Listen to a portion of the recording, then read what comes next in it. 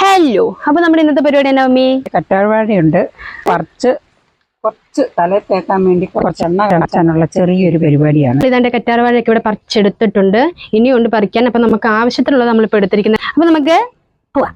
ഇനിയിപ്പോൾ നമുക്ക് നന്നായിട്ടൊന്ന് കഴുകി വൃത്തിയാക്കി എടുക്കണം. അപ്പം നമ്മളിത് രണ്ട് സൈഡിലെയും മുള്ളൊക്കെ കളഞ്ഞ് റെഡിയാക്കി എടുത്തിട്ടുണ്ട്. ഇനിയിപ്പം കറ്റാർവാഴയിൽ ജലാംശമൊക്കെ കുറച്ചുണ്ടെങ്കിൽ അതൊക്കെ ഒന്ന് നന്നായിട്ട് തുടച്ച് വൃത്തിയാക്കി എടുക്കണം. ഇല്ലെങ്കിൽ നമ്മൾ ഉണ്ടാക്കുന്ന എണ്ണയിലാണ് അത് സൈഡ് എഫക്റ്റ് വരിക കേട്ടോ. എന്നിട്ട് ഇത് ചെറിയ കഷ്ണങ്ങളാക്കിയെടുത്ത് മിക്സിയുടെ ജാറിൽ ഇട്ട് കൊടുത്ത് ഈ ഒരു പരുവത്തിൽ നമുക്കിതുപോലെ അരച്ചെടുക്കാം. നമുക്ക് എണ്ണ കാച്ചാനായിട്ട് ഞാൻ ഇവിടെ ചട്ടി വെച്ചിട്ടുണ്ട്. ചട്ടി ചൂടായി കഴിഞ്ഞാൽ നമുക്ക് എണ്ണ ഒഴിച്ച് കൊടുക്കാം. എണ്ണ നന്നായിട്ട് ചൂടായി കഴിഞ്ഞാൽ പിന്നെ നമ്മൾ അരച്ച് വെച്ചിരിക്കുന്ന താളി ചേർത്ത് കൊടുക്കാം. പിന്നെ നമ്മൾ ശ്രദ്ധിക്കേണ്ട ഒരു കാര്യമുണ്ട്, കട്ടി കുറവുള്ള പാത്രമൊന്നും എണ്ണ കാച്ചാൻ എടുക്കരുത്. പെട്ടെന്ന് കരിഞ്ഞു പിടിക്കുകയും അതുപോലെ എണ്ണയുടെ ഗുണം കുറയുകയും ചെയ്യും. നമ്മൾ വിചാരിക്കുന്ന റിസൾട്ട് നമുക്ക് കിട്ടണമെന്നില്ല. മുടി കൊഴിച്ചിൽ, നര ഇവയൊക്കെ മാറ്റി മുടി തഴച്ച് വളരാൻ കറ്റാർവാഴ എണ്ണ ആഴ്ചയിൽ 2 വട്ടമെങ്കിലും ഉപയോഗിക്കുക.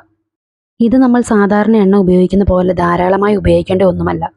ഒരല്പം എടുത്ത് സ്കാപ്പിൽ മസാജ് ചെയ്ത് കൊടുത്താൽ മതി. പിന്നെ ഇത് നമുക്ക് പ്രിപ്പയർ ചെയ്തെടുക്കാൻ വളരെ ഈസിയുമാണ്. മീഡിയം ഫ്ലെയിമിൽ വെച്ച് ഇടയ്ക്കിടയ്ക്കൊന്ന് ഇളക്കി കൊടുത്താൽ മാത്രം മതി. പിന്നെ ഒരു കാര്യം ശ്രദ്ധിക്കേണ്ടത്, എണ്ണയുടെ അളവ് നമുക്ക് 2 രീതിയിലെടുക്കാം. ഒന്നെങ്കിൽ കറ്റാർവാഴ അരച്ചെടുത്തതിൻ്റെ പകുതി അളവിലെടുക്കാം, അല്ലെങ്കിൽ ഒരേ അളവിലെടുക്കാം. ഒരു കാര്യം ശ്രദ്ധിച്ചാൽ മാത്രം മതി, എണ്ണയുടെ അളവ് കറ്റാർവാഴ അരച്ച് വെച്ചിരിക്കുന്നതിൻ്റെ കൂടുതൽ ആവണ്ട എന്നത് മാത്രമാണ്. പിന്നെ കറ്റാർവാഴയിലെ ആ ഒരു ജലാംശമൊക്കെ പൂർണ്ണമായിട്ട് പറ്റിയിട്ട് നമുക്ക് കിട്ടണം. അതുമാത്രമാണ് അതിൻ്റെ ഒരു ടൈം. ഏകദേശം 30-45 മിനിറ്റ് എടുക്കും ഇത് ഉണ്ടാക്കിയെടുക്കാൻ ആയിട്ട്. ഇപ്പം നമ്മുടെ എണ്ണയിൽ വന്നിരിക്കുന്ന വ്യത്യാസം കണ്ടോ? ആ ഗ്രീൻ കളറൊക്കെ അങ്ങ് മാറി നല്ല ബ്ലാക്ക് ആയിട്ട് വന്നിട്ടുണ്ട്. കറ്റാർവാഴേൻ്റെ ആ പിശിലൊക്കെ നല്ല ബ്രൗൺ നിറത്തിലായിട്ട് കാണാം.